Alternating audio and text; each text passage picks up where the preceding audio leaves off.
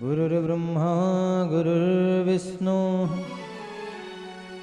गुरुर्देव महेश्वरा गुरुर्साक्षात् परब्रह्म तस्मै श्री गुरुवे नमः। वरहापीडं नटवरवपुः कर्णयो कर्णिकारं बिभ्रतवासां कनककपिशं वैजयन्तीं च मालां रन्ध्रानवेणुरधर्षधयाः पूर्यङ्गोपवृन्दै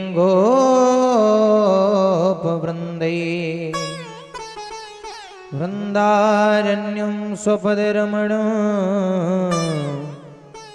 प्राविशद्गीतकीर्ति गोपालबालं भुवनैकसालं संसारमाया मतिलोधयालं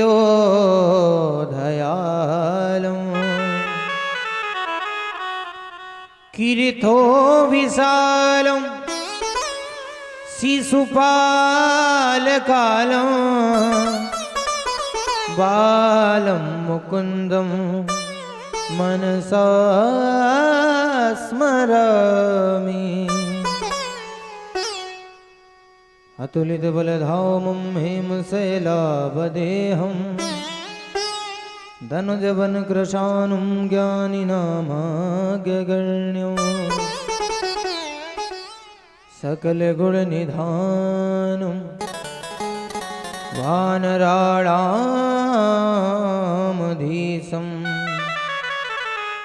रघुपतिप्रियभक्तं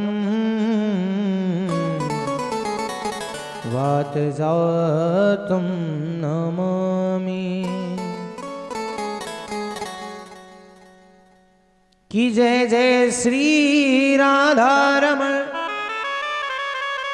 जय जय नवल किशोर,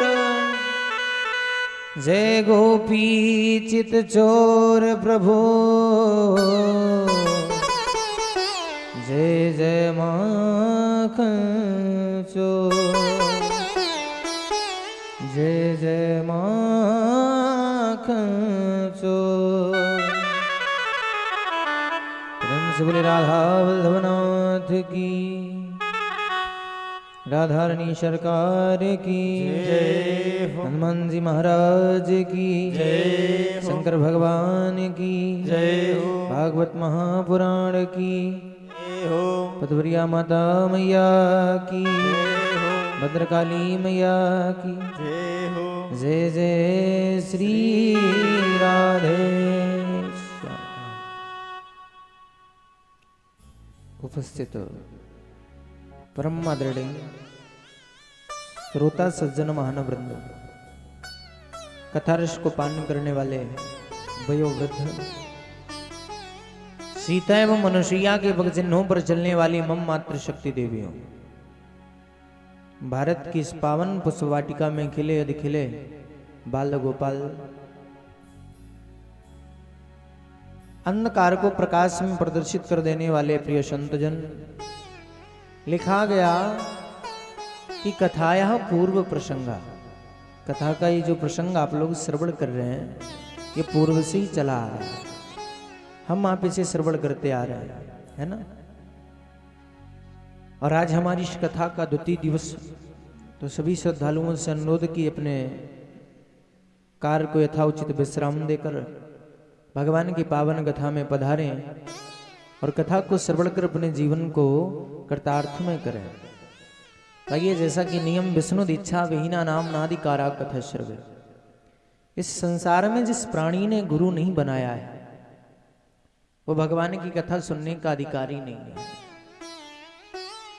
गुरु बनाया नहीं बनाया ना। इतने लोग बैठे, एक लोगों ने बनाया है ना, एक माता जी ने बनाया, बाकी तो नहीं बनाया। तो लिखा कि विष्णु दीक्षा वीना नाम नादिकारा कथा सर्वे, जिसने गुरु नहीं बनाया, गुरु मंत्र नहीं लिया, वो भगवान की कथा सुनने का अधिकारी नहीं है। तो भाई एक दो लोगों ने बनाया, बाकी क्या फालतू में आए। तो जिन्होंने गुरु नहीं बनाया उनके लिए एक बड़ा सुंदर सा उपाय बताया गया। कौन सा? नाम संकीर्तनम यस्य सर्व पाप प्रणाशनम। केवल यदि प्राणी भगवान के नाम का संकीर्तन कर लेता है तो भगवान की कथा सुनने का अधिकारी बन जाता है।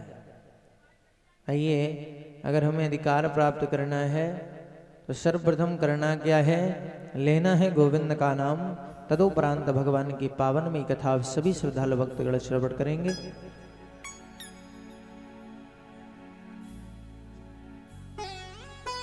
मेरो कान्हा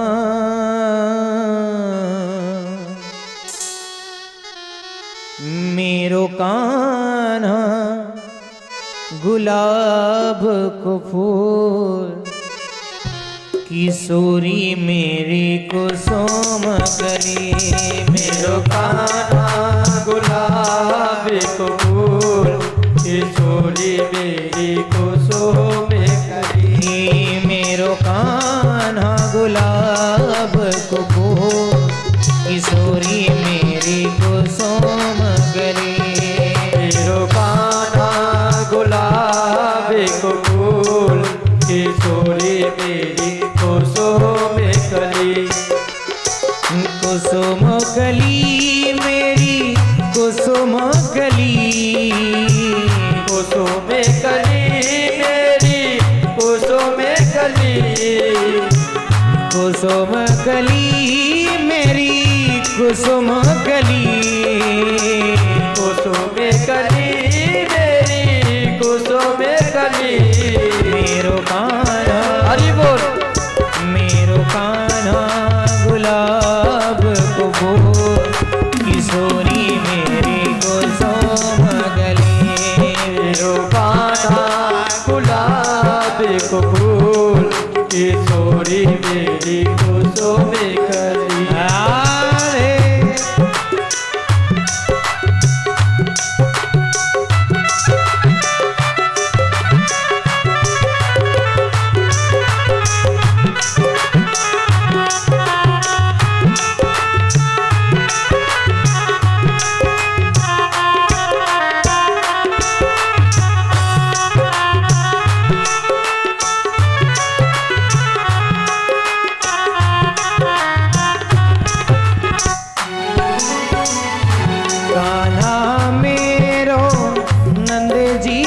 छोना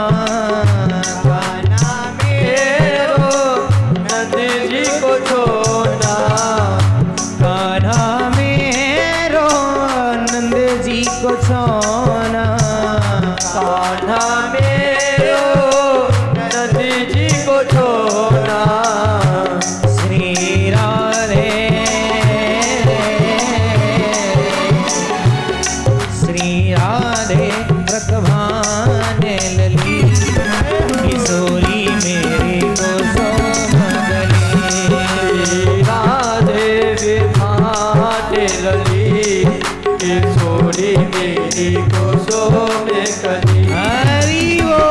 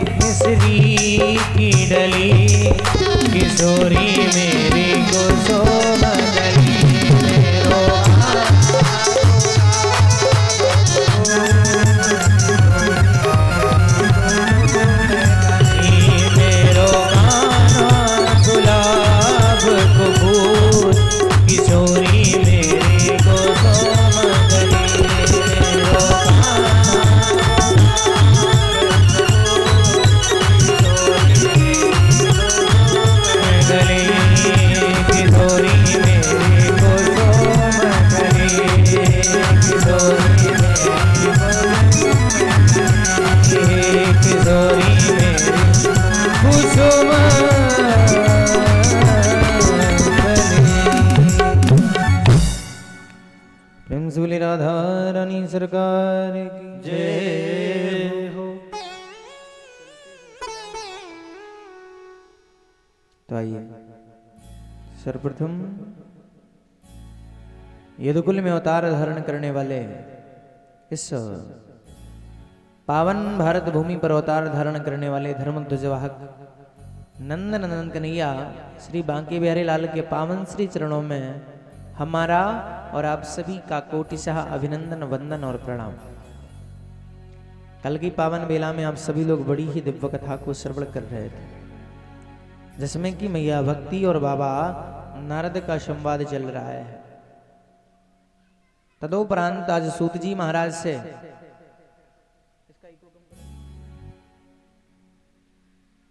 महाराज से सौनकादिक महात्माओं ने कहा, महाराज आप कोई ऐसी कथा सुनाइए। मैंने सुना है कि ए मानवः पाप कृतस्तु सर्वदा सदा दुराचारता। क्या कोई ऐसा भी प्राणी है जिसने ए मानवः पाप कृतस्तु जीवन पर्यंत पाप किया हो और इस भागवत की कथा को सुनने के बाद में उसका कल्याण हो गया हो? ऐसी भी कोई कथा है क्या? बोले बिल्कुल है। कौन सी कथा है? तो आज बड़ी ही पावन कथा सुनाने के लिए सूत जी महाराज जा रहे हैं। लिखा, तुंगभद्रा तटे पूर्वम भूतपत्तन मुत्तमम यत्रिवर्णा स्वधर्मेण सत्य सत्कर्म तत्परा।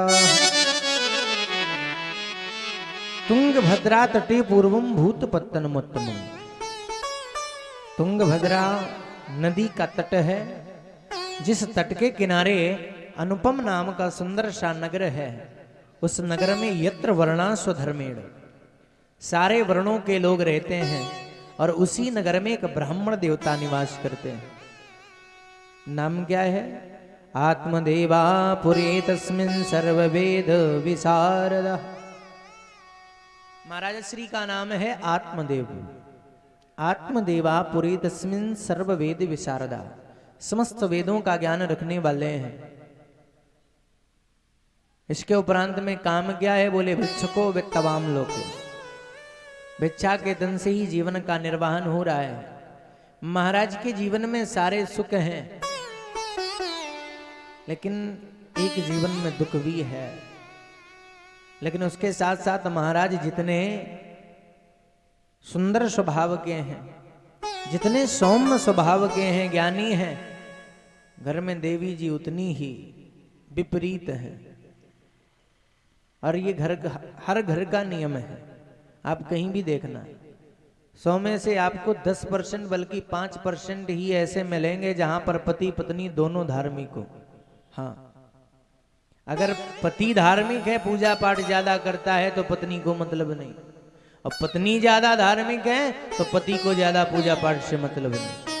तो महाराजा श्री तो बड़े ज्ञानी हैं, पूजा पाठ में बड़ा ध्यान लगा कर रहते हैं, बहुत पूजा पाठ करते, लेकिन देवी जी को कोई मतलब नहीं है। क्योंकि कहते हैं ना, नाम भी बड़ा विलक्षण नाम। पता है देवी जी का क्या है? धुंधुली। और कहते हैं ना, यथा नामा तथा गुणा, जैसा नाम वैसे गुण भी होते हैं व्यक्ति में। देवी जी को पूजा पाठ से कोई मतलब नहीं, क्योंकि ये गृहस्थ जीवन की एक कथा ही है। क्योंकि महाराज आप लोगों ने बैलगाड़ी देखी होगी। बैलगाड़ी देखी? कितने पहिए बैलगाड़ी में होते हैं? 4, 2 ना। महाराज ये गृहस्थ जीवन भी एक बैलगाड़ी ही है। ये गृहस्थ जीवन एक बैलगाड़ी, और इस बैलगाड़ी में भी 2 पहिए लगे हैं।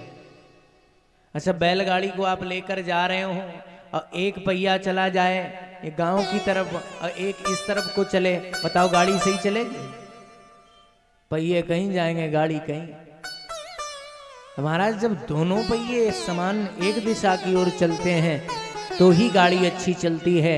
इसीलिए गृहस्थ जीवन में जो 2 पहिए लगे, पति और पत्नी रूपी, अगर ये दोनों एक दिशा की ओर नहीं जाएंगे तो गृहस्थ जीवन की गाड़ी अच्छी चल ही नहीं सकती। दोनों को एक दूसरे की मति से चलना चाहिए, एक दूसरे को देख कर। लेकिन नहीं, यहाँ देव महाराजा श्री धार्मिक हैं तो देवी जी बड़ी कर्कशा है। गृहस्थ जीवन भी एक गाड़ी है और जब तक ये गाड़ी एक दिशा में दोनों पहिए नहीं जाएंगे तो गाड़ी सही चल ही नहीं सकती। सारे सुख हैं आत्मदेव जी के जीवन में, लेकिन महाराजा श्री ने एक दिन किया क्या, एक शास्त्रों की पुस्तक उठाई और उस पुस्तक में एक श्लोक पढ़ लिया। शास्त्रों के मत से एक श्लोक पढ़ा तो लिखा क्या है, धिग जीवितम प्रजाहीनम धिग ग्रहं स प्रजां बिना धिग धनं चानपत्तस्य धिक कुलं संततिर्बिना। महाराज जी ने पढ़ा कि धिग जीवितम प्रजाहीनम, ऐसी प्रजा को धिक्कार है, यानी ऐसे राजा को धिक्कार जिसकी कोई प्रजा नहीं, प्रजाहीनम। धिक ग्रहं च प्रजां बिना, ऐसे राजा को भी धिक्कार है जिसकी कोई प्रजा नहीं। जैसे ऐसे समझ में नहीं आया होगा, समझने के लिए महाराज जैसे कोई घर है, हर घर में एक मुखिया होता है, मालिक होता है हर घर का। अगर मालिक कहे कि हम इस घर के मालिक हैं और घर में कोई ना हो तो बताओ किसका मालिक है? किसी का मालिक नहीं ना।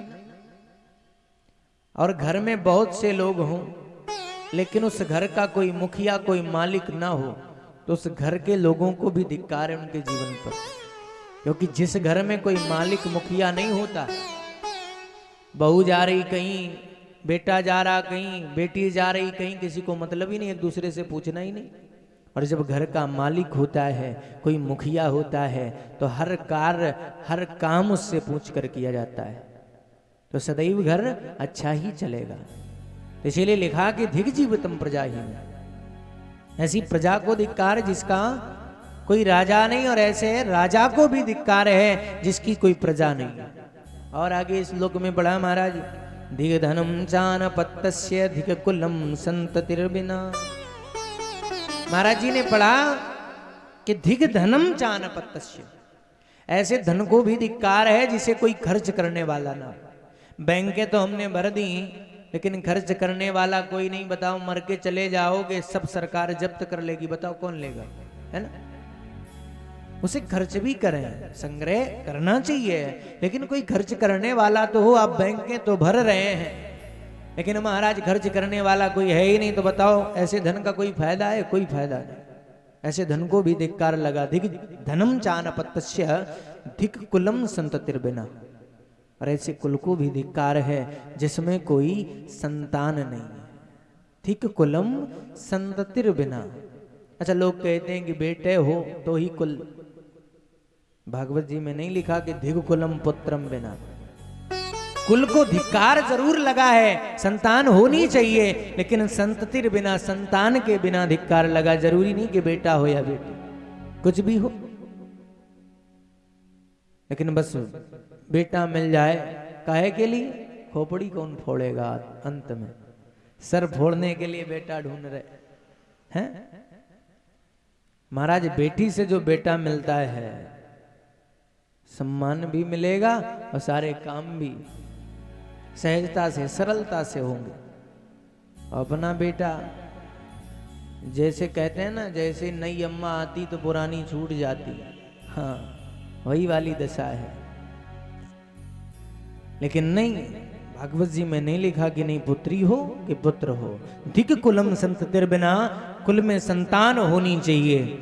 जैसे महाराज ने पढ़ा कि हमारे जीवन को धिक्कार लगा, हमारी कोई संतान नहीं, तो ऐसे जीवन का करना क्या? फिर विचार किया क्या करें। एक दिन बाजार गए, पाल्यते या मया धेनु सा बंध्या सर्वथा भवे। बाजार में महाराज जी गए, एक गाय ले आए। पाल्यते या मया धेनु, एक गाय लाए, उसको पाला। विचार ये है कि अगर इस गाय ने कोई बछड़े को जन्म दिया ना, किसी संतान को जन्म दिया, तो हमारे कुल को जो कलंक लगा है वो मिट जाएगा। इसी विचार से महाराज ने गाय पाली।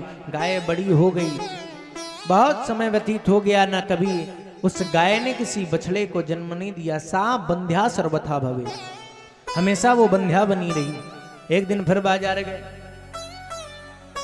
गए, बाजार से यो मया रोपितो वृक्षा, एक वृक्ष लाए, वृक्ष को लगा दिया, वृक्षारोपण किया। विचार है ये वृक्ष बड़ा होगा, इसमें फूल आएंगे, फल आएंगे, हमारे कुल को लगा कलंक जो है वो मिट जाएगा। लेकिन नहीं महाराज, वृक्ष बड़ा तो हो गया, न कभी फूला न कभी फला। कोई बात है नहीं। और महाराज नियम किए, एक दिन बाजार गए, यत फलम मदग्रहायातम तच्च शीघ्रम विनश्यति। बाजार से फल खरीद के लाए, विचार ये है फल को खाएंगे, घर ले जा करके। आज जैसे ही घर लेकर आए, देवी जी ने कहा महाराज ऐसा है, भोजन तैयार है, भोजन कर लो। महाराज जी के मन में विचार आया कि ऐसा करते हैं, अभी भोजन कर लेते हैं, फल को रख देते हैं और प्रातःकालीन बेला में नित्य क्रिया से निवृत्त होने के पश्चात इस फल का मैं भक्षण करूंगा।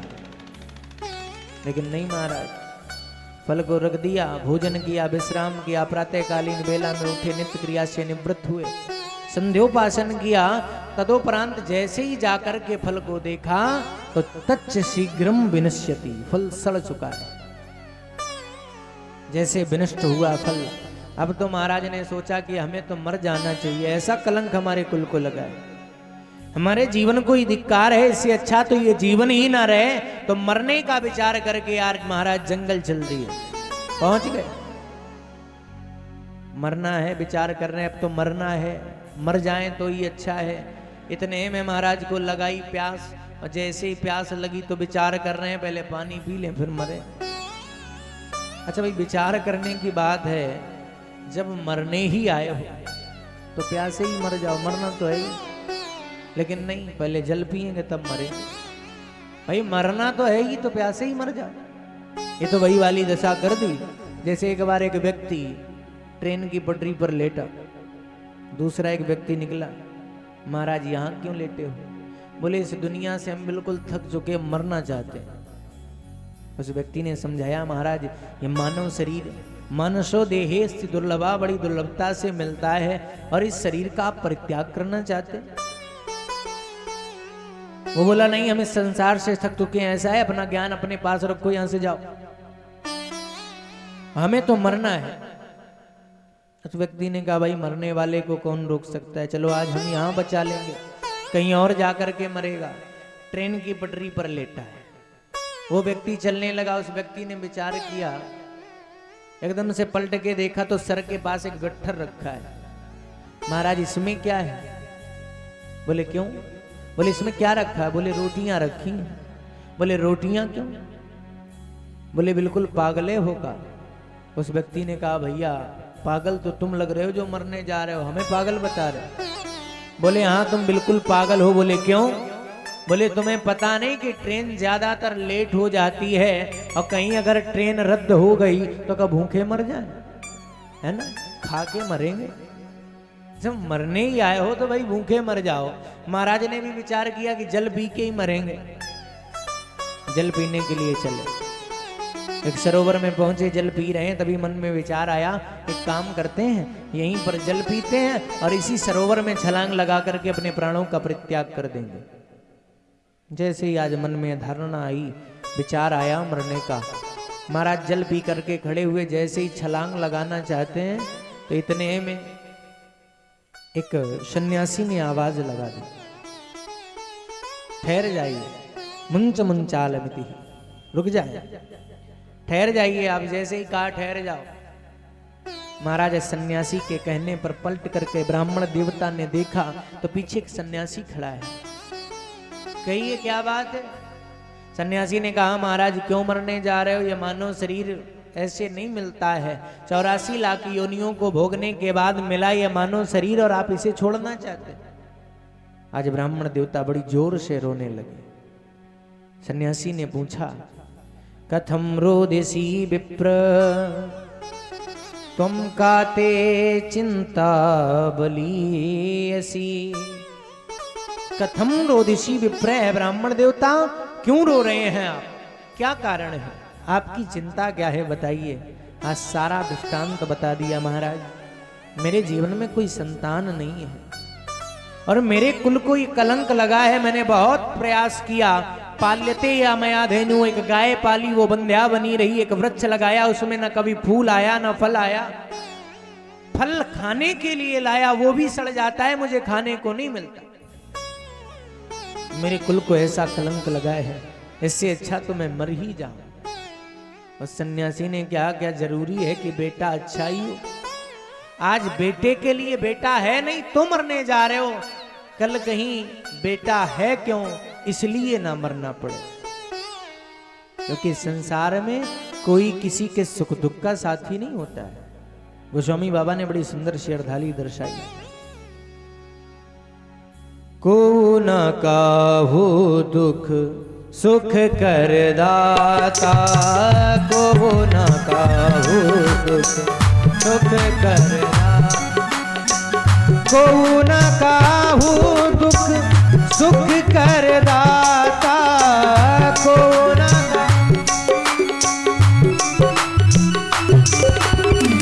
निज कृत कर्म भोग सब भाका,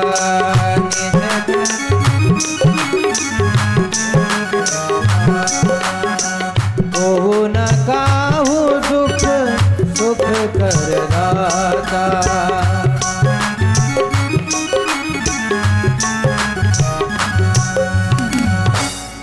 को न काहू दुख सुख कर दाता। महाराज लिखा को न काहू दुख सुख कर दाता। इस संसार में कोई किसी के सुख दुख का साथी नहीं है। निज कृत कर्म भोग शुभ भाखा, जैसा हम कर्म करते हैं वैसा ही हमें फल मिलता है, क्योंकि कर्म प्रधान विश्व रचि राखा, और जो जस करई सो तस फल चाखा। जैसा हम कर्म करते हैं वैसा ही हमें फल भी मिलता है। आज महाराज जैसे मरने का दृढ़ निश्चय, बोले मरो नहीं, कोई फायदा नहीं, क्योंकि संतान जरूरी नहीं कि अच्छी ही हो।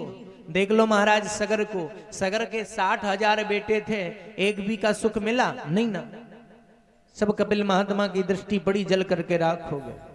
महाराज अंग बड़े ही धार्मिक राजा हैं, धर्मनिष्ठ राजा हैं, लेकिन एक बेन नाम का बेटा पैदा हुआ, इतना पापी है, दुराचारी है कि मरना पड़ा। महाराज बिल्कुल मरी के समान बन गए। अपने बेटे की हरकतें देखकर अपने राज को छोड़ करके एक गुफा में जाकर छिप गए, भागना पड़ा। जरूरी नहीं कि बेटा अच्छा ही हो, इसलिए बेटे के चक्कर में ना पड़ो। बोले महाराज अगर देना है तो बेटा दो, नहीं तो और कुछ नहीं, ज्ञान नहीं चाहिए, ज्ञान बहुत है। सन्यासी बाबा ने कहा ऐसा है, सप्त जन्मावधि तब पुत्रो नहीं बचा नहीं बचा। आप इस जन्म की बात कर रहे हैं महाराज, सप्त जन्मावधि तब पुत्रो नहीं बचा नहीं बचा। आप इस जन्म की बात छोड़ दीजिए, आपके 7 जन्म तक कोई संतान नहीं होगी। अब तो महाराज भाग खड़े हुए, बोले अब तो पक्का मरेंगे। अभी तो इस जन्म की चिंता थी, आपने कह दिया 7 जन्म तक कोई संतान नहीं होगी, इसलिए अब तो जरूर मरूंगा जाके। सन्यासी ने कहा अगर अभी ये मर गया तो मैंने इसे रोका है, ये ब्राह्मण है, मुझ पर ब्रह्म हत्या लगेगी। अगर मेरे सामने ये मरता है तो मुझ पर ब्रह्म हत्या लग जाएगी, इसलिए क्या करें। सन्यासी ने आज झोली में हाथ डाला और एक फल निकाल करके दे दिया, जाओ ले जाइए और जाकर के ये फल अपनी पत्नी को खिलाना महाराज, इससे आपके घर जरूर पुत्र पैदा होगा। जैसे फल लेकर चले सन्यासी ने कहा रुक जाओ, कुछ नियम इसके हैं। बोले क्या नियम है बताइए। सत्यम शौचम दयादानम एक वक्तम तो भोजन। सत्यम शौचम दयादानम एक वक्तम तो भोजनम। आपकी जो देवी जी हैं उन्हें इस फल को खाने के बाद में ये नियम करने पड़ेंगे। बोले क्या। बोले सत्यम, पहली बात सत्य बोलना पड़ेगा। शौचम, शुद्ध रहना पड़ेगा। दया दानम, दया करनी पड़ेगी, जीवों पर दान करना पड़ेगा। एक वक्तम तो भोजनम, एक वक्त भोजन करना, एक टाइम। बोले ठीक है महाराज। बोले अगर इतना कर लिया तो वर्षावधि स्त्रिया कार्यम तेन पुत्रोति निर्मला। 1 वर्ष के अंदर ही आपके घर में बड़ा ही निर्मल पुत्र पैदा होगा। इसलिए जाओ ये नियम बता देना। लेकर के फल आए, बड़े प्रसन्न है देवी जी, ये फल लो। धुंधली ने फल लिया, बोले क्या करें इसका? बोले इसका भक्षण कर लो, इससे हमारे घर संतान होगी। बोले अच्छा, फल से भी कई संतान होती? बोले एक सन्यासी ने दिया है। देवी जी ने फल ले लिया। नियम बताए जैसे कि सत्यम शौचम दया दानम एक वक्तम तो भोजनम, सत्य बोलना है, शुद्ध रहना है, दया करनी है, जीवों पर दान करना है, एक वक्त भोजन करना है। फल ले लिया। देवी जी बोली ऐसा है महाराज, अभी आप जाओ और अभी हम स्नान आदि करके फिर इस फल का भक्षण करेंगे। ब्राह्मण ने कहा देवी जी ध्यान से खा लेना, भूल मत जाना। बोले नहीं महाराज जरूर खा लेना। फल को ले लिया। महाराज जैसे ही गए विचार करने लगी, देखिए कितने बुरे विचार इसके मन में आ रहे हैं। फल को देखती जा रही है, विचार किया क्या करें, फल को अगर खाएंगी तो नियम करने पड़ेंगे, सत्य बोलना पड़ेगा। आज तक तो मैंने अपने जीवन में कभी सत्य बोला ही नहीं। अब अगर बोलना भी चाहे तब भी हमारे मुंह से झूठ ही निकलेगा। चलो अगर जैसे तैसे हमने ये कर भी लिया, सत्य बोल भी लिया, तो सबसे बड़ी बात शौचम, शुद्ध रहना पड़ेगा।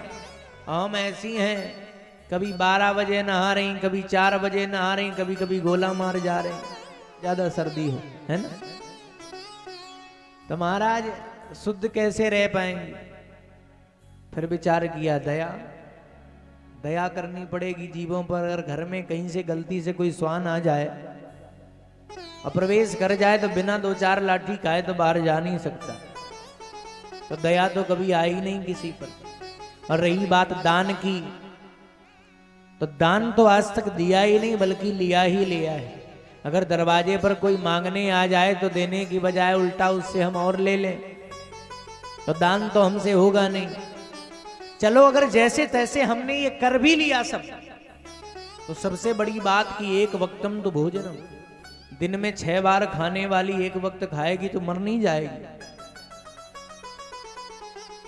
फिर विचार किया चलो अगर ये भी कर लिया, फल खाने के बाद में होगा क्या? फल भक्षेण गर्भस्याद गर्भेनोदर वृद्धिता। फल भक्षेण गर्भस्याद गर्भेनोदर वृद्धिता। अगर मैंने फल खाया तो फल के प्रभाव से मुझे गर्भ आएगा, और जब गर्भ आएगा तो गर्भेनोदर वृद्धिता, मेरा उदर बढ़ेगा। और जब उदर बढ़ जाएगा और कहीं से गलती से गांव में दैवाद घाटी ब्रजेद ग्रामे अगर गांव में कहीं डाकू आ गए तो सब तो भाग जाएंगे, हमारा उदर बढ़ा होगा, हम भाग नहीं पाएंगे, मरी धरी, हाँ बचेंगे नहीं। क्या करेंगी फिर? इसलिए चलो अगर बाई चांस ये सब भी नहीं हुआ, कहीं आग लग गई घर में, तो सब तो भाग जाएंगे, हम कैसे भागेंगे? हम तो भाग भी नहीं पाएंगे। यानी ऐसे ऐसे विचार इसके मन में आ रहे हैं। गर्भ आएगा तो स्वल्प भक्षम, कम भोजन चलेगा, सूख जाएंगी। चलो अगर इतना सब भी हमने कर लिया तो सबसे बड़ी बात है जो वास्तविक है, प्रसूतौ दारुणम दुखम। जो प्रसव की पीड़ा होती है वो बड़ी असहनीय होती है। जब मां, जहां तक मैंने सुना है, जब किसी को एक बिच्छू काटता है, बिच्छू किसी को काटा है आज तक? नहीं काटा, काटा होगा। तो महाराज बिच्छू के काटने पर बहुत दर्द होता है तिवारी जी, होता है ना, एक बिच्छू के काटने पर। और मैंने जहां तक सुना है, जिस समय मां किसी बच्चे को जन्म देती है, जो प्रसव की पीड़ा होती है, जब एक साथ 1000 बिच्छू मिलकर के किसी व्यक्ति को काट लें, जितना दर्द तब होता है उतना ही दर्द प्रसव पात के समय मां को होता है। फिर भी वो मां वो पीड़ा सहती है। और इसके उपरांत जब वही बेटा जिसको मां ने अपने गर्भ से जन्म दिया, बड़ा होने के बाद में मां से कहता है तुमने हमारे लिए किया क्या, कितना बुरा लगता होगा कि जिसके लिए मैंने इतनी पीड़ा सही। इस संसार में प्यारे कुछ भी करना, जो नवयुवक है ना कभी कभी कह देते हैं कि तुमने हमारे लिए किया क्या है, उनके लिए बात है कि संसार में आप चाहे पूजा पाठ बिल्कुल ना करना, कितना बड़ा पाप कर देना, भगवान सब माफ कर देगा। लेकिन जिसने अपने मां का अपमान किया है उसे भगवान कभी माफ नहीं करता। इस चीज का विशेष ध्यान रखना। अगर आप कहते हैं ना कि अपने शरीर की खाल को तरवा करके अगर माँ के लिए पिता के लिए अपने जूती भी बनवा दो तब भी कम है, क्योंकि उनका ऋण कभी आप चुका ही नहीं सकते, कभी नहीं चुका सकते। कभी भी आप माँ से कुछ भी उल्टा सीधा बोल जाओ, कुछ भी बोलो, कभी बुरा नहीं मानेगी। लेकिन बुरा तब लगता है जब वही बेटा अपनी पत्नी के सामने माँ से कुछ कहता है, तब माँ को बहुत बुरा लगता है। सब अकेले में तुम कुछ भी माँ को कहना, कभी बुरा नहीं मानेगी, लेकिन पत्नी के सामने कभी भी माँ को डांटना नहीं, कभी फटकारना नहीं, क्योंकि माँ जैसा वात्सल्य, माँ जैसा प्रेम इस संसार में कोई कर ही नहीं सकता है। ये सब जानते होंगे, क्योंकि घर में 4 बेटे अगर हैं, कभी भी आप आजमा के देखना, अगर 3 अच्छा काम कर रहे हैं, अच्छे पढ़े लिखे हैं, समझदार हैं, तो माँ उन 3 से भले ही कम प्रेम करे, लेकिन एक अगर घर में अनपढ़ है, गवार है, बिल्कुल जानता नहीं, पागल जैसा है, तो माँ उसको ज्यादा प्रेम करेगी। पिता भले उन तीनों की तरफ एक बार बढ़ भी जाए, लेकिन माँ जो है वो जो डाउन होगा, जो पढ़ा लिखा नहीं है, ज्ञानी नहीं है, आगे नहीं बढ़ सकता है, उसे बहुत प्रेम करती है। ये है माँ का वात्सल्य। क्योंकि कहते हैं ना, कुपुत्रो जायेत क्वचित कुमाता न भवती। पुत्र तो कुपुत्र हो सकता है, लेकिन माता कभी कुमाता नहीं हो सकती। आज इसने विचार किया धुंधली ने कि प्रसूतो दारुणम दुखम, जो प्रसव की पीड़ा होती है वो असहनीय होती है, मैं उसे सहन नहीं कर पाऊंगी। फिर विचार किया, चलो अगर जैसे तैसे मैंने उस पीड़ा को सहन भी कर लिया, अगर मैंने उस पीड़ा को कैसे जैसे तैसे सहन भी कर लिया, तो सबसे बड़ी बात लालने पालने दुखम, जब बेटा होगा ना तो लालन पालन मैं कैसे करूंगी, छड़ छड़ में मलमूत्र का परित्याग करेगा, कैसे मैं उसका लालन पालन कर पाऊंगी, मेरे बस का तो नहीं है। इसलिए इसने अपनी मति से सोच क्या लिया, बंध्यावा विधवा नारी सुखिनी चेति में मति। जो माताएं बंध्या हैं, विधवा हैं, सुखनी चेति में मति, मेरी मति से वही सुखी है। देखिए कैसे पाप, कैसे विचार आ रहा है। आज इसने उस फल को एक अलमारी में रख दिया। धीरे धीरे 3 महीने व्यतीत हो गए। बड़ी चिंता में है कि कुछ समय के बाद में जब ब्राह्मण देवता पूछेंगे कि देवी मेरे फल का फल कहाँ है, तब क्या जवाब दूंगी। तभी महाराज एकदा भगनी तस्याद गृहं स्वेच्छया गता। इसकी एक बहन है, एकदा भगनी तस्याद तद गृहं स्वेच्छया गता। अपनी ही स्वेच्छा से ये धुंधली के घर में इसकी बहन आ गई। देखा जैसे बहन को तो देखकर दंग रह गई, अरे बहन घर में क्या खाने को नहीं है, इतनी सूखी साखी सी बन गई है, क्या भोजन की व्यवस्था नहीं घर में। मेरे घर चल अगर ऐसा नहीं है, भोजन नहीं हो रहा है, नहीं व्यवस्था है। उसने कहा नहीं बहन ऐसी कोई बात नहीं। तो फिर इतनी सूख कैसे गई। बोले एक चिंता है मेरे जीवन में, आज सारी बात बताई, ऐसी ऐसी बात है। वो फल लाए, उस फल के खाने से क्या क्या होगा। उसने कहा बहन एक काम करो, कितने दिन फल लाए हुए। बोले 3 महीने हो गए। 3 महीने हुए। बोले हाँ। फिर चिंता ना करो। क्यों? एक काम करो, इस फल को जो तुम्हारे घर में बंध्या गाय है उसे खिला दो। इस फल का परीक्षण भी हो जाएगा कि इसमें सच्चाई है कि झूठ है, और तुम फल को ना खाओ। बोले फिर हम जवाब क्या देंगे। बोले जवाब ये देना, जवाब जो है ना वो जवाब आपको मैं बताऊंगी, क्योंकि 3 महीने का गर्भ मैंने धारण कर रखा है, और समय आने पर जब मेरे घर संतान की उत्पत्ति होगी तो मैं रातों रात उस बच्चे को आपके यहाँ भिजवाऊंगी। उसके बदले में, क्योंकि आपके घर में धन बहुत है और खर्च करने वाले नहीं, और हमारे घर में संतानें बहुत हैं लेकिन धन नहीं है, तो मेरे पति को आप उसके बदले में कुछ धन दे देना, तो मैं आपको पुत्र दे दूंगी, है ना। और रही बात लालने पालने दुखम, पालन पोषण की, तो मैं आपकी बहन हूं, 2-4 दिन के बाद आपके घर आ जाऊंगी, पालन पोषण भी मैं कर दूं। ये बहन बहुत अच्छा रहेगा। आज प्रसन्न हो गई धुंधली, चली गई इसकी ये बहन।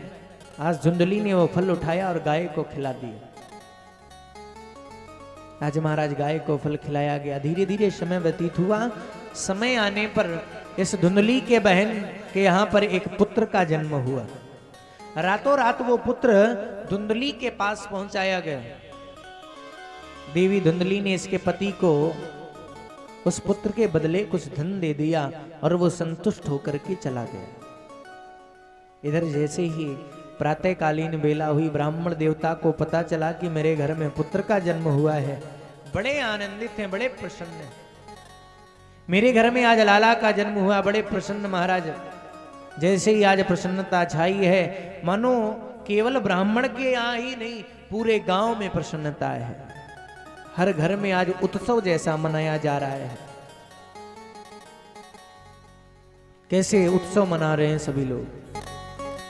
घर तो था ध्वजा पताकों से, घर तो था ध्वजा पताकों से, वंदन वारों से साजा था।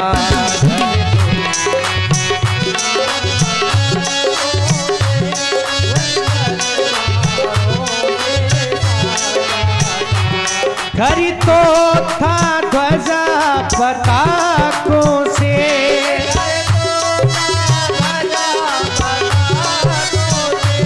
वंदन वारों से साजा था।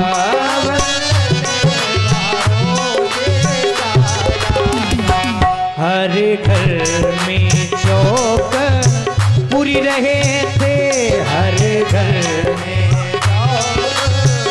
रहे थे, हरि घर में कलश विराजा था, हरि घर में झलक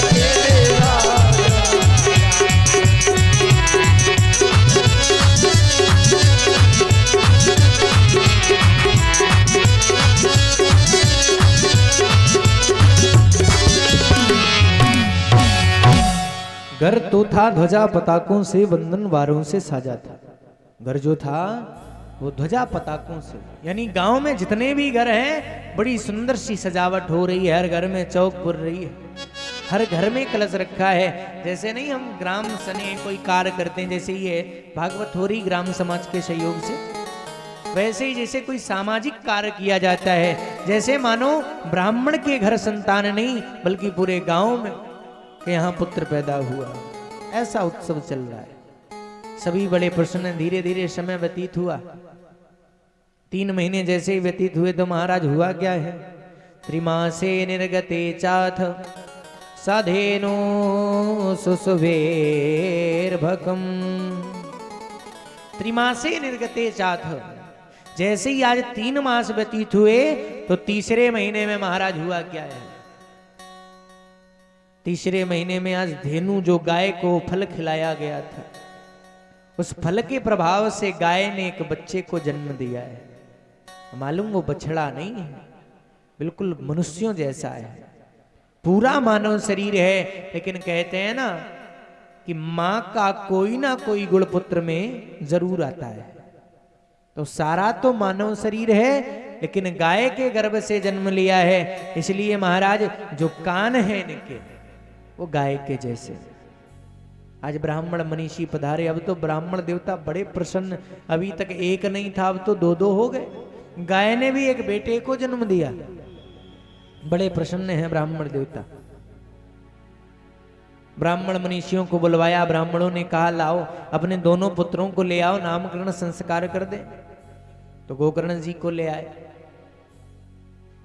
आज महाराज छोटे वाले बेटे को, जिसने गाय के गर्भ से जन्म लिया है, उस बालक को लाया गया। इसके बाद में देवी जी के पास गए। देवी जी लाओ बेटे को। जैसे ही आज बेटे को मांगा तो धुंधली ने कहा क्यों, कहां ले जाना है। बोले ब्राह्मण आए हैं, नामकरण संस्कार करवा दूं इसका। धुंधली ने कहा ऐसा है महाराज, ये बताओ बेटा हमारा है या उन ब्राह्मणों का। बोले बेटा तो आप ही का है। तो बोले फिर नाम वो क्यों रखेंगे। बोले क्यों। ब्राह्मण है, मनीषी आए हैं, नामकरण संस्कार तो ब्राह्मण ही हमारे यहाँ करते हैं। तो बोले नामकरण संस्कार जब बेटा हमारा है, जन्म हमने दिया है, प्रसव पीड़ा को हमने सहा है, तो नाम वो क्यों रखेंगे, हम रखेंगे। लड़ने लगी, महाराज चले आए, बोले ठीक है देवी जी रखिए आप। तो धुंधली ने अपने ही नामानुसार इस बालक का नाम क्या रखा है पता? धुंधकारी बाबा। अपने ही नामानुसार खुद का नाम है धुंधली, तो बेटे का नाम रख दिया धुंधकारी। इधर ब्राह्मणों ने इस गाय के गर्भ से जिस बालक ने जन्म लिया है, इसका नामकरण संस्कार किया है। तो नाम रखा है क्योंकि गाय के जैसे कान है ना, तो गोकर्ण नाम पड़ा है। गोकर्ण नाम आज महाराज का रखा गया। दोनों बालक एक ही घर के हैं, लेकिन दोनों के नियम अलग हैं। धीरे धीरे बालक आज बड़े हो रहे हैं, तो नियम क्या है व्यास जी महाराज ने श्लोक में दर्शा दिया कि क्या किसका कैसा नियम। गोकर्णा पंडितो ज्ञानी धुंधकारी महाखला। व्यास जी महाराज ने गोकर्ण के लिए लिख दिया कि पंडितो ज्ञानी, लेकिन धुंधकारी महाखला। खल माने क्या होता है? उखल खल नहीं, उखल उका कहते हैं। खल माने होता है दुष्ट। और महाराज ने क्या लिखा? केवल खल नहीं लिखा, महाखला, यानी महादुष्ट है, महापापी है, ऐसा है धुंधकारी। क्योंकि इसका जो नियम है ना, गोकर्ण जी विद्यालय जाते हैं पढ़ने को, लेकिन धुंधकारी घर से तो चलता है, लेकिन रास्ते में अगर छोटे छोटे बच्चे खेल रहे हो तो उन्हें मारता कूटता है, भाग आता है। अगर रास्ते में कोई अंधा व्यक्ति मिल जाए और इस धुंधकारी से कह दे बेटा मेरे घर की रास्ता बता दो, तो मालूम क्या करता है? आओ दादाजी अभी बताए देते हैं। हाथ पकड़ता है उस अंधे व्यक्ति का और ले जाता है कुएं के पास जाकर के खड़ा कर देता, बोला सीधे चले जाओ। और जैसे ही दादाजी आगे बढ़ते तो सीधे कुएं में चले जाते। ऐसे कर्म है इस बालक के, ऐसे कृत्य कर रहा है ना। आज तो नित्य नैमित नैने उलहने आते हैं आत्मदेव के पास कि आपके बेटे ने ऐसा कर दिया, आपके बेटे ने ऐसा कर दिया। ब्राह्मण देवता बड़े उदास, अरे अब क्या हो, मेरा जो बेटा है वो तो बड़ा ही पापी है, ऐसी संतान ना होती तो अच्छा है। अब तो रोज उलहने सुन सुन करके थक गए, बोले विचार आया कि अब मर जाए। एक ही विचार है, अभी तक बेटा नहीं था तो मर रहे थे, अब बेटा है क्यों इसलिए मरने जा रहे। जैसे आज आत्मदेव जी ने मरने का विचार किया, इतने में जो दूसरा वाला बेटा है जिसका नाम गोकर्ण है, आज गोकर्ण जी महाराज आए। गोकर्ण जी महाराज ने आत्मदेव जी से कहा पिताजी इतने उदास क्यों हैं, क्या कारण है? आत्मदेव ने कहा बेटा मेरी उदासता का कारण बस मेरा ये पुत्र है, इसी के कारण मैं ऐसा हूं। अब तो मरना चाहता हूं, मैं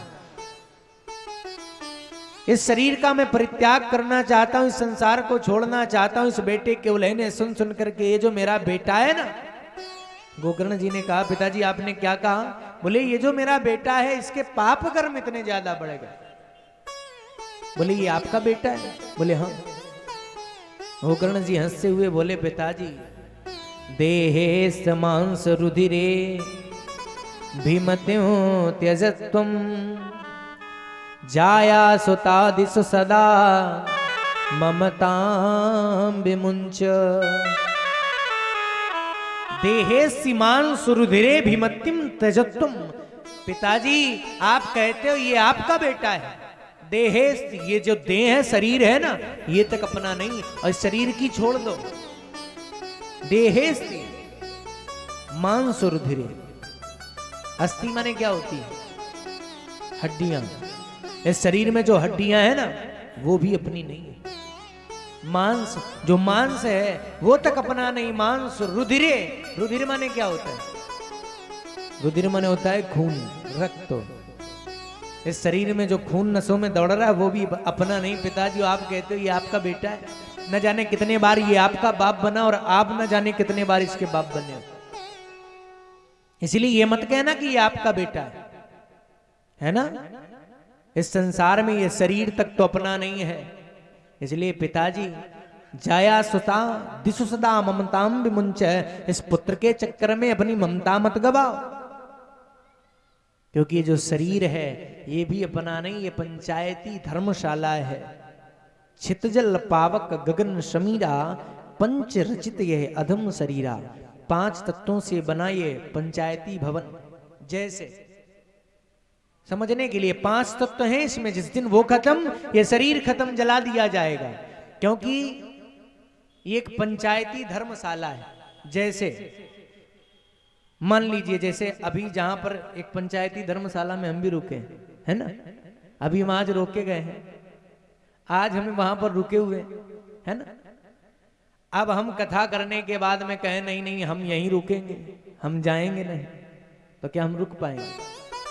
भाई जब तक उसका यूज कर रहे हो, जब तक उसमें कोई काम नहीं, जिस दिन सरकारी काम आएगा उठा करके बोरिया बिस्तरा फेंक दिया जाएगा। ये पंचायती धर्मशाला है ये शरीर। जैसे पंचायत भवन है, जैसे कोई मीटिंग सरकारी होनी हुई या वोटिंग होनी हुई, चाहे कोई भी, अभी कोई भी जाके रहे, कोई दिक्कत नहीं, लेकिन सरकारी काम जिस दिन आएगा उसी दिन तुम्हारा टंडीला उठा के फेंक दिया जाएगा।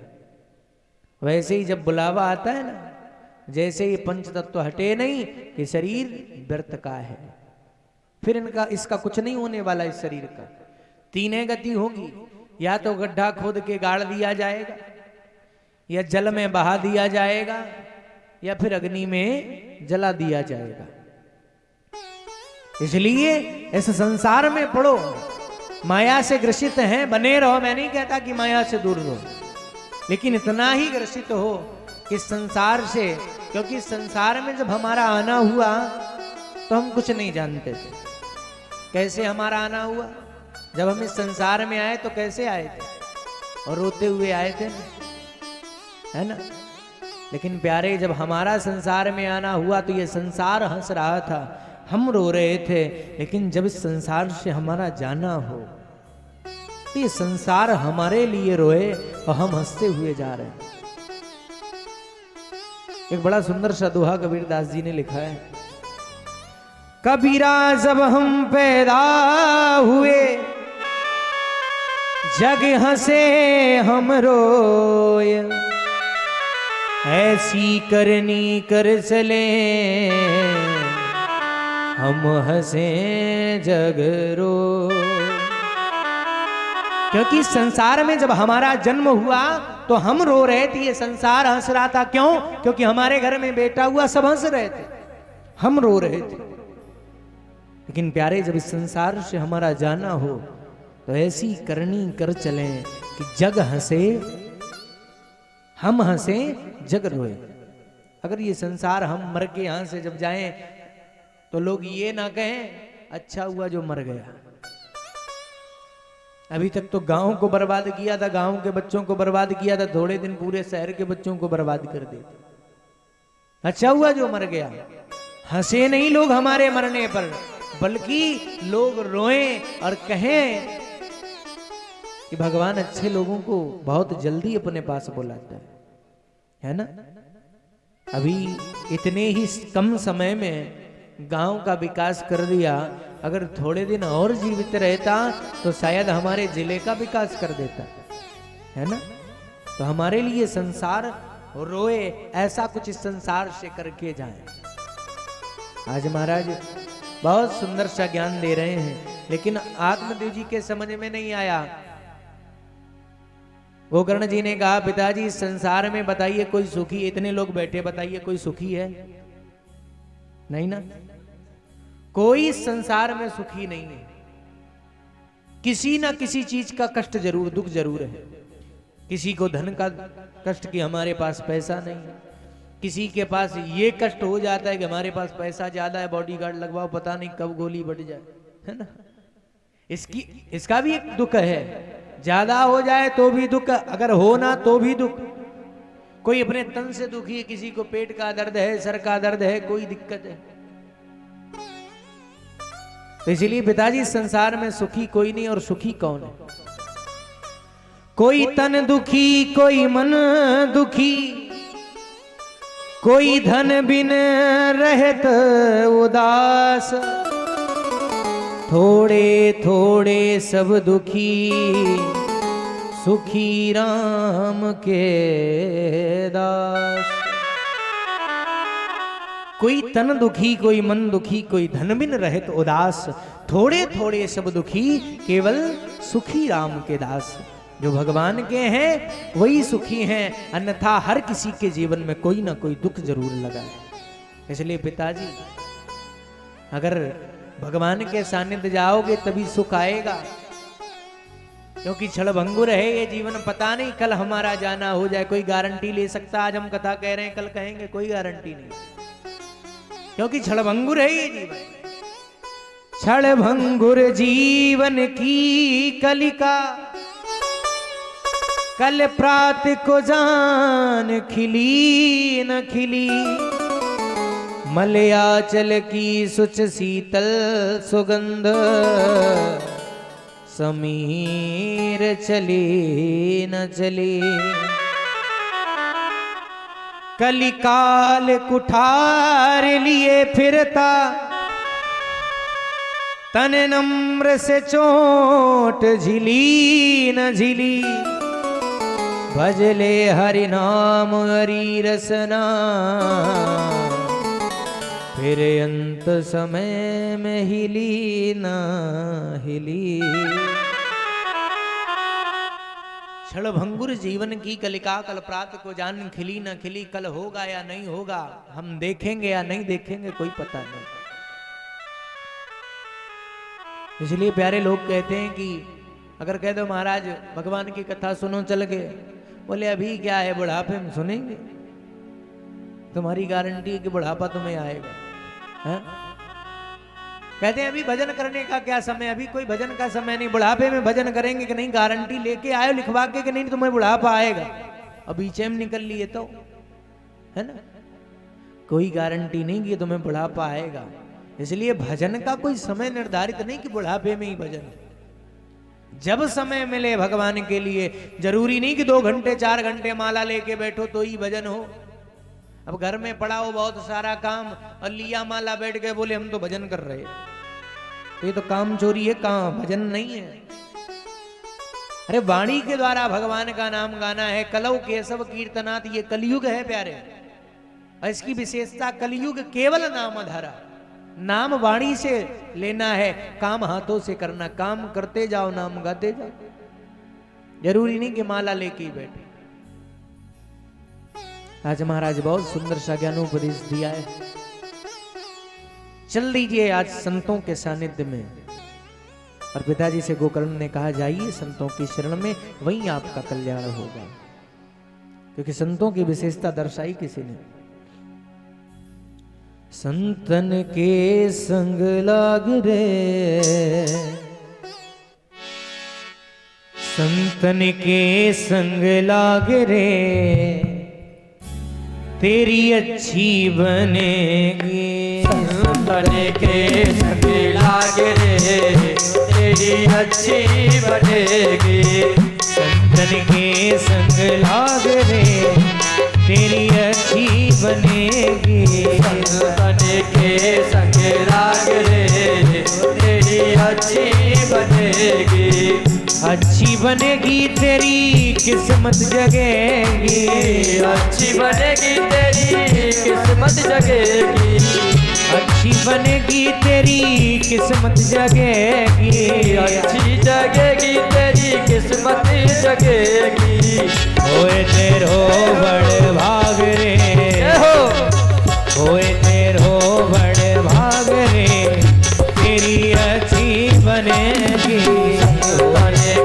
संग लाग रे, तेरी अच्छी बनेगी। हो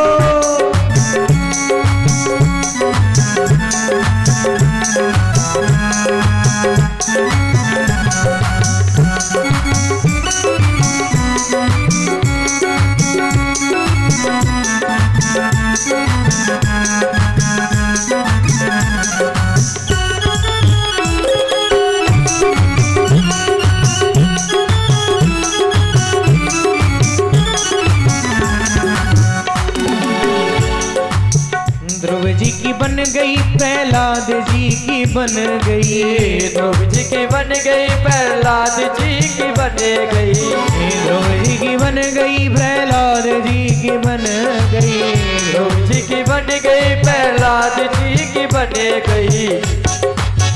हरि कीर्तन में लाग रे, हरि कीर्तन में लाग रे, तेरी अच्छी बनेगी, तने के संग लाग रे, तेरी अच्छी बनेगी।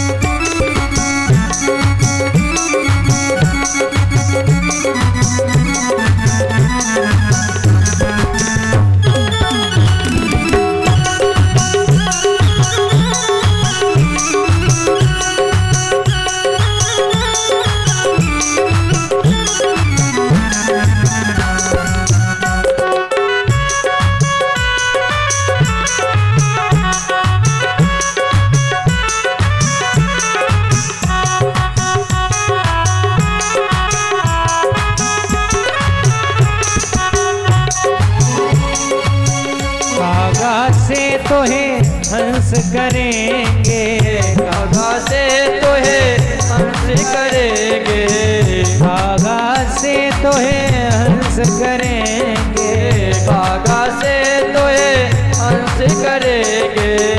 मिट जाए और के दाग रे, मिट जाए और के दाग रे, तेरी अच्छी बनेगी, के संग लाग रे, तेरी अच्छी बनेगी। जय हो।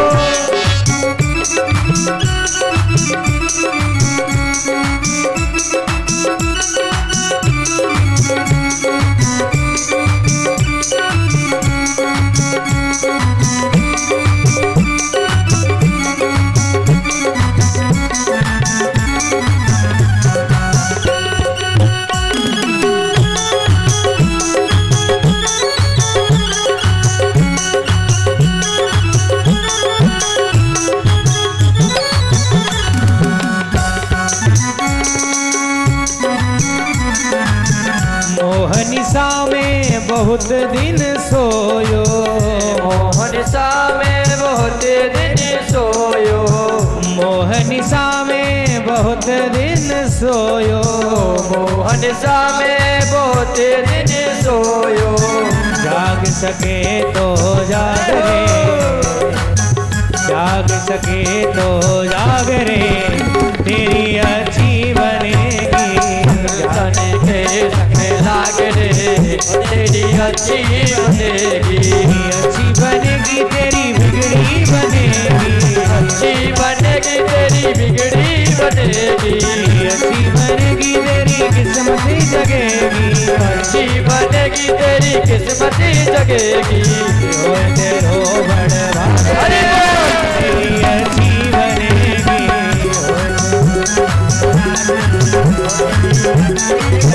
तेरी अच्छी बनेगी, अच्छी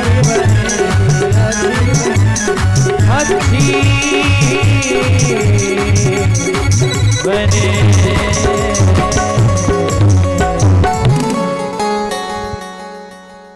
बोले संत समाज की जय हो। आज जैसे ही गोकर्ण जी महाराज ने सुंदर सा ज्ञानोपदेश दिया तो महाराज श्री आज जंगल की ओर प्रस्थान कर गए। भगवान के भजन में मन लगाया। इधर गोकर्ण जी ने विचार किया हम यहाँ क्या करें। गोकर्ण जी महाराज भी तीर्थों का भ्रमण करने के लिए चल दिए।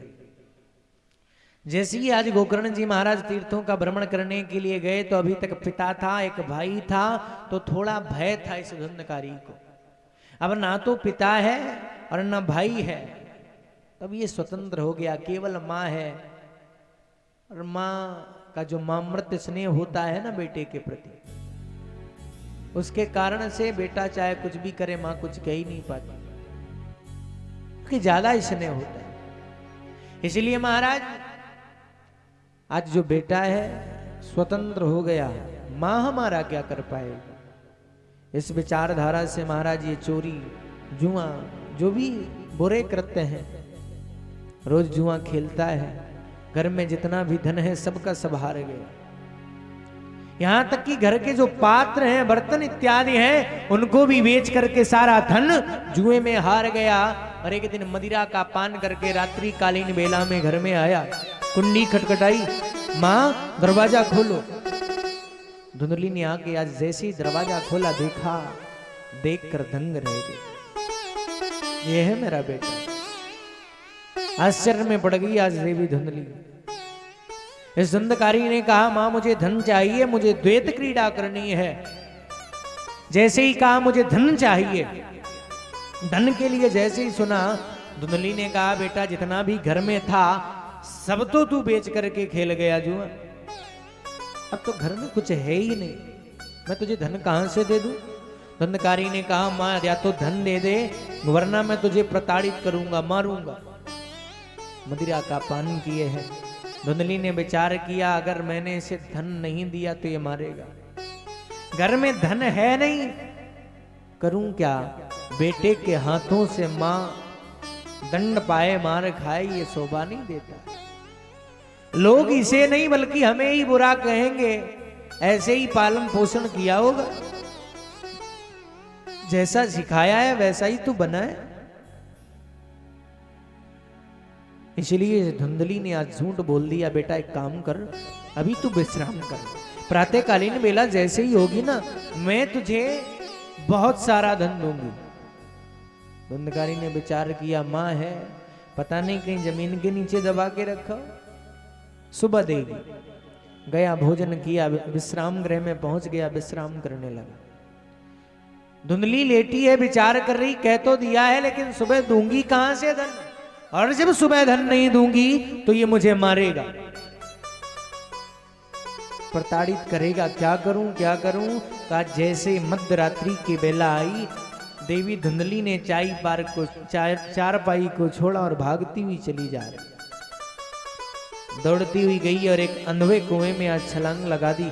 जैसे ही कुएं में गिरी तो इसका प्राणांत हो गया।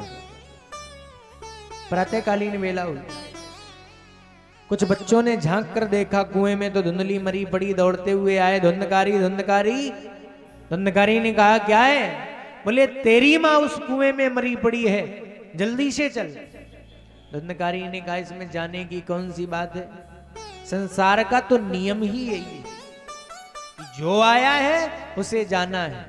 बात बिल्कुल सही कह रहा, लेकिन समय सही नहीं है। भाई संसार में जो आया उसे जाना है, लेकिन बात समय पर अच्छी लगती है। किसी के घर में कोई शव रखा हो और वो रो रहा हो, आप जाओ, भैया इस संसार का नियम ही है, ज्ञान है आपके पास, लेकिन वहां समय नहीं है ज्ञान देने का, बाद में समझाओ। लेकिन उस समय आप ये कहने लगो कि भैया इस संसार का नियम यही है, जो आया है उसे जाना है। आज ये गए हैं, कल तुम जाओगे, परसों हम भी जाएंगे, तो वो कहेगा अभी तो यही गए और ये कह रहे हैं तुम भी जाओगे, तो उसे गुस्सा आएगा। मां मरी पड़ी है, बेटे का कर्तव्य बनता है कि उसकी अंत्येष्टि क्रिया को करे, लेकिन नहीं, वही ज्ञान दे रहा है, इस संसार में जो आया है उसे जाना है, ये हकीकत है।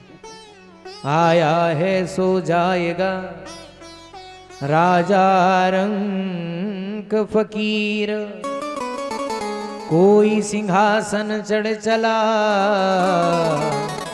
कोई बंधा जात जंजीर।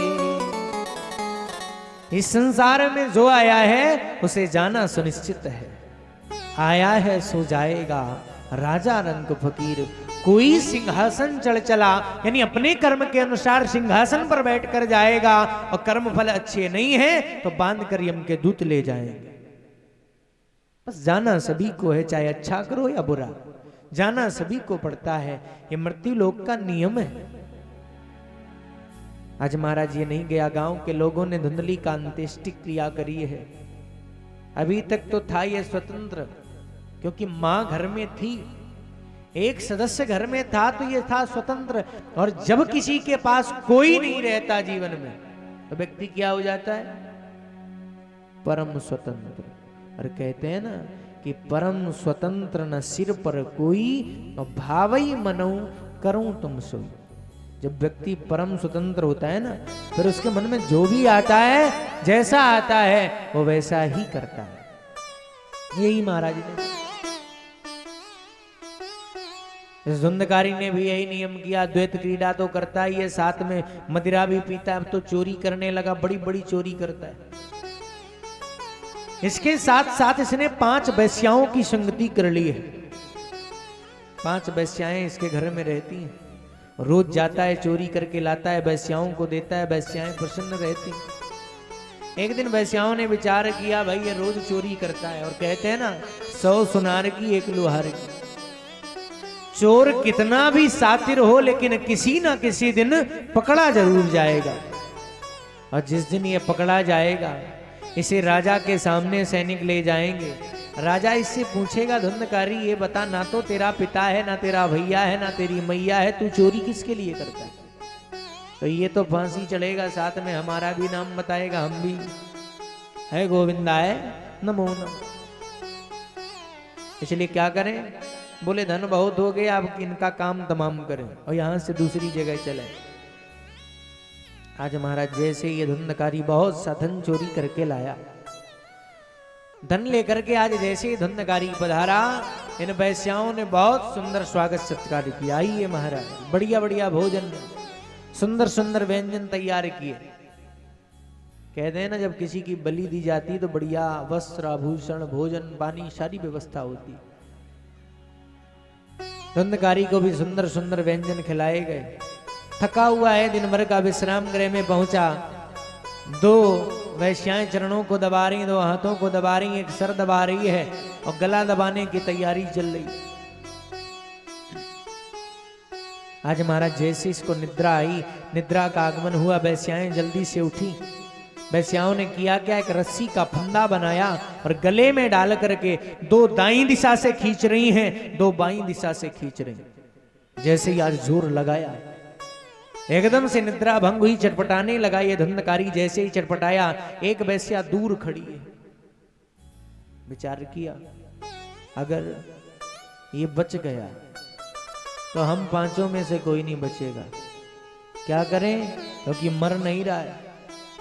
दौड़ती हुई गई और चूल्हे से जाकर के एक अग्नि का अंगार लेकर के आई और ला करके आज धुंधकारी के मुख में ठेल दिया। चटपटा करके इसने प्राणों को छोड़ा है।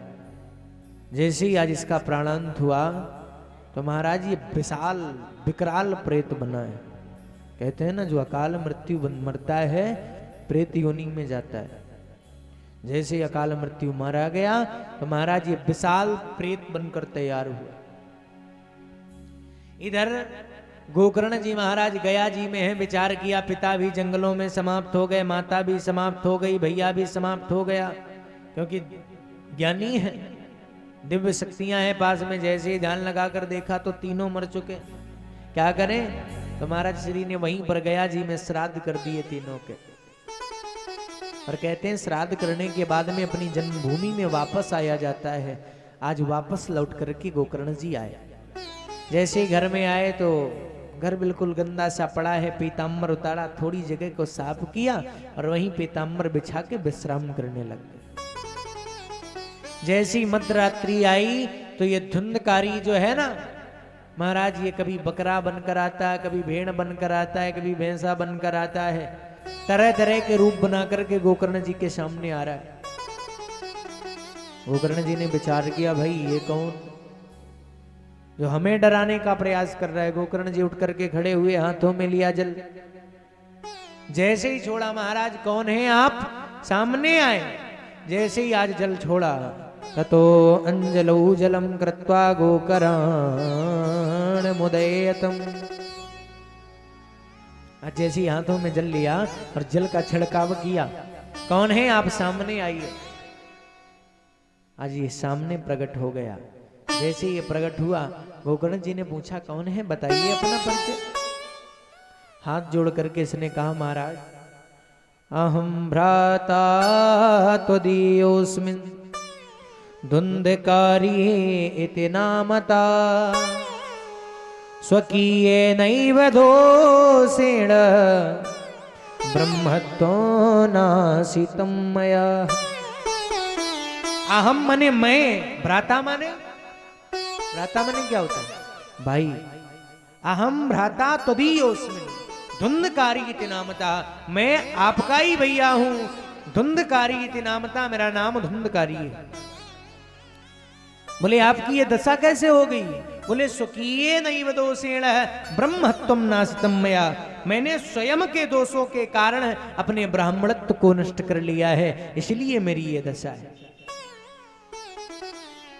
बोले महाराज मैंने तो आपके लिए गया में श्राद्ध किया, फिर भी आपको मुक्ति नहीं मिली। इस धुंधकारी ने कहा भैया गया श्राद्ध सतेनापि मुक्तिर्मे न भविष्यति। आप एक श्राद्ध की बात करते हैं, आप गया में जाकर के सैकड़ों श्राद्ध करके आइए, लेकिन मेरी मुक्ति होने वाली नहीं है। फिर क्या होगा? बोले आप ही कोई उपाय बताएं। गोकर्ण ने कहा भी जाओ, इसके उपरांत मैं सुबह प्रातःकालीन वेला कोई उपचार जरूर बताऊंगा। धुंधकारी चला गया। अब गोकर्ण को निद्रा नहीं आ रही, क्या करें क्या करें। जैसे प्रातःकालीन वेला हुई, गोकर्ण को कुछ समझ में नहीं आया, तो गोकर्ण ने किया क्या? हाथों में लिया जल। गोकर्णा स्तंभनम चक्रे सूर्य वेगस्य वै तदा। गोकर्णा स्तंभनम चक्रे, हाथों में लिया जल और जल लेकर के आज स्तंभन मंत्र का प्रयोग किया। सूर्य वेगस्य वै तदा, आज सूर्य पर छोड़ दिया तो सूर्य स्तंभित हो गए। सूर्य भगवान का जो वेग है, रथ है, वो रुक गया, खड़ा हो गया। सूर्य भगवान ने कहा महाराज मेरी गति को क्यों रोका, हमें क्यों स्तंभित कर दिया? गोकर्ण जी ने कहा मेरा भैया जो है वो प्रेत योनि में पड़ा है, और मेरे भैया को कैसे मुक्त कराया जाए, आप ही कोई उपाय बताएं। सूर्य भगवान ने बड़ा सुंदर सा उपाय बताया। श्रीमद् भागवतान मुक्ति सप्ताहम वाचनम कुरु। श्रीमद् भागवत महापुराण की कथा, श्रीमद् भागवतान मुक्ति, वही भागवत की कथा को सुनाएं जिससे आपके भैया की मुक्ति होगी। और कैसी? सप्ताहम वाचनम गुरु, साप्ताहिक भागवत की कथा 7 दिवसीय आप श्रवण कराइए, आपके भैया की मुक्ति अवश्य होगी। आज महाराज गोकर्ण जी महाराज ने सारी तैयारियां करी। कथा प्रारंभ होने के लिए जा रही है। आज ये प्रेत उधर से चला, गांव के भी समस्त लोग आ गए।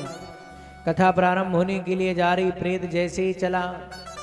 अब प्रेत बेचारा जाए कहां, क्योंकि प्रेत मनुष्यों के बीच में आ नहीं सकता, बैठ नहीं सकता, कहां जाए बेचारा, बड़ा चक्कर में पड़ा। और एक विशेष बात है कि जहां पर भगवान की कथा होती है तो वहां पर एक लोग पहले से ही आ जाते हैं, सबसे खतरनाक। पता है कौन? राम कथा सुनबे के रसिया, राम लखन सीता मन बसिया। क्योंकि राम कथा सुनवे के रसिया, जो सबसे बड़े रसिक हैं भगवान की कथाओं के, वो पहले से आके बैठ जाते। और महाराज जहां हनुमान जी बैठे हों वहां पर ये आ सकते हैं, क्योंकि 40 तो बड़ी होगी तो भूत पिशाच निकट नहीं आवे, महावीर जब नाम सुनावे। जहां पर हनुमान जी बैठे वहां भूत प्रेत आ ही नहीं सकते, तो महाराज ये आए कैसे पांडाल में? क्या करें? तो बाईं दिशा की ओर आज महाराज एक झंडा गड़ा हुआ है। झंडा नहीं था तब, अब गाड़ देते हो, काला बना दिया है ना। एक बांस था 7 गांठ का। महाराज एक छोटा सा नीचे वाली गांठ पे छिद्र है, उसी से उस बांस में वो प्रवेश कर गया, बैठ गया। कथा को सुनना आरंभ कर दिया। जैसे ही कथा आरंभ हुई तो प्रथम दिन की कथा जैसे ही विश्राम हुई तो महाराज एक ध्वनि हुई, क्योंकि प्रथम दिन की कथा विश्राम होते ही प्रथम ग्रंथि विभेदन, जो उस बांस की प्रथम गांठ है एकदम से फटी। लोगों ने कहा ये क्या हुआ? फिर एकदम से ध्यान से बोले हुआ होगा कुछ। दूसरे दिन की कथा आरंभ हुई जैसे ही, द्वितीयं च तथा सायं द्वितीय ग्रंथि विभेदनम। जैसे ही सायंकालीन बेला हुई, दूसरे दिन की कथा विश्राम हुई, तो